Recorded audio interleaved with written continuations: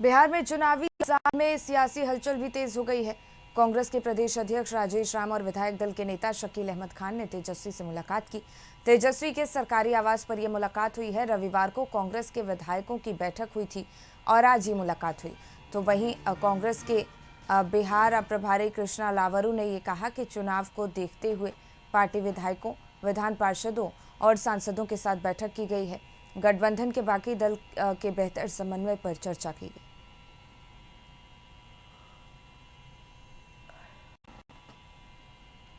बिहार कृष्ण लावरू जी हैं। सर, एक महत्वपूर्ण बैठक कल होटल मोरिया में हुई थी। आपके सभी विधायक शामिल हुए थे, किशनगंज के सांसद भी थे। सर, क्या चर्चा हुई है और क्या कुछ हुआ है? ये चर्चा चुनाव को लेके थी जी कि चुनाव में कैसे आगे बढ़ना चाहिए, उसकी रणनीति और उसको रणनीति को कैसे मैदान में उतारें, मिलजुल कर पार्टी को मजबूत करें, गठबंधन को मजबूत करें और बिहार में कैसे सरकार बनानी है, इस पर चर्चा हुई। सर, कांग्रेस के जो सिटिंग विधायक हैं उनका कहना है कम से कम कि अगर समय रहते अगर सीट पे फैसला हो जाए या उन्हें अगर ये बता दिया जाए कि आपकी सीट कंफर्म है तो उन्हें चुनाव प्रचार में समय मिल सके। जो 17 सिटिंग विधायक हैं, कम से कम उनके बारे में उनका ये कहना है कि अगर उन्हें कंफर्म कर दिया जाए तो उन्हें प्रचार में आसानी हो।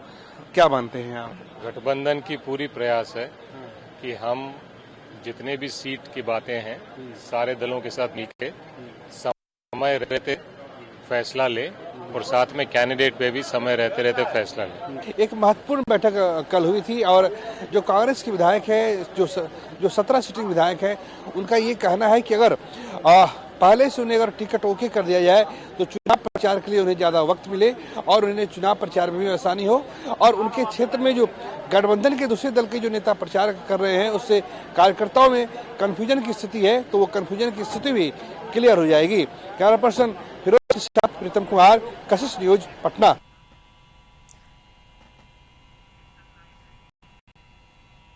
प्रीतम, इसी पे और ज्यादा जानकारी लिए हमारे सहयोगी जुड़ गए हैं। प्रीतम, बिहार में कुछ ही दिनों में चुनाव होने हैं और ऐसे में सियासी हलचल भी तेज हो गई है। कांग्रेस के प्रदेश अध्यक्ष राजेश राम और विधायक दल के नेता शकील अहमद खान ने तेजस्वी यादव से भी मुलाकात की। कितनी खास ये मुलाकात रही? हाँ जी, बिल्कुल। देखिए, परसों होटल मौर्या में 7:30 बजे शाम से कांग्रेस विधायकों की बैठक शुरू हुई और ये 4 घंटे ये बैठक चली है, यानी 4 घंटे ये बैठक चली है।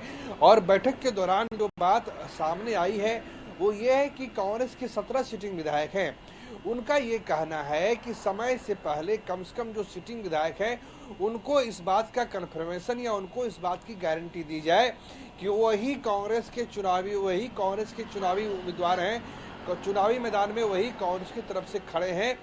क्योंकि ये हो रहा है कि जहां जहां कांग्रेस के 17 सिटिंग विधायक जीत के आए हैं वहां पे महागठबंधन की दूसरी पार्टियां माले और आरजेडी, उसके समर्थक भी और उसके संभावित प्रत्याशी वहां पे चुनाव प्रचार कर रहे हैं और वो ये कह रहे हैं कि अब वही यहां से उम्मीदवार होंगे। इससे कन्फ्यूजन की स्थिति है।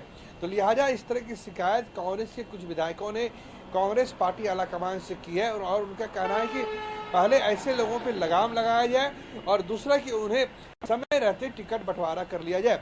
दरअसल टिकट बंटवारे के मामले में महागठबंधन का ट्रैक रिकॉर्ड साफ नहीं है। इस मामले में नहीं कि वहां पे कोई हेरफेर हुई है, इस मामले में नहीं।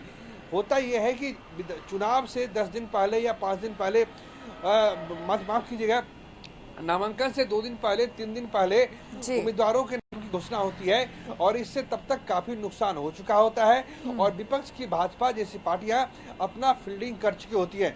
एक मिसाल के तौर पे आप लीजिए, जैसे पिछले साल जब लोकसभा के चुनाव हुए थे तो सासाराम से कांग्रेस ने मनोज राम को प्रत्याशी बनाया। सासाराम में नामांकन की आखिरी तारीख 12 या 13 मई थी और जहां तक सिंबल की बात है तो मनोज राम को 11 मई की रात को सिंबल मिला और 12 मई को उन्होंने जाकर नॉमिनेशन कराया। तो ये दिखाता है कि किस तरीके से टिकट बंटवारे में उम्मीदवारों की घोषणा में देरी होती है और तब तक भाजपा जैसी पार्टियां और उसके उम्मीदवार अपनी पूरी तरीके से फील्डिंग तैयार कर चुके होते हैं।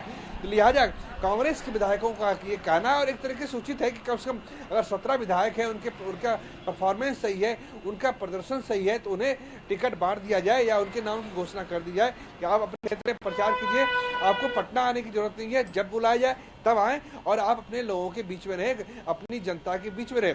मुख्य मुद्दा परसों की बैठक का यही था और इस पे ही बैठक भी है। अब जाके पर कल जाके आपने देखा होगा कि शकील अहमद खां मिले हैं, राजेश राम मिले हैं, लेकिन अल्लाह वरूद ने मुलाकात भी नहीं की है, लालू या तेजस्वी के दरबार में हाजिरी नहीं लगाई है।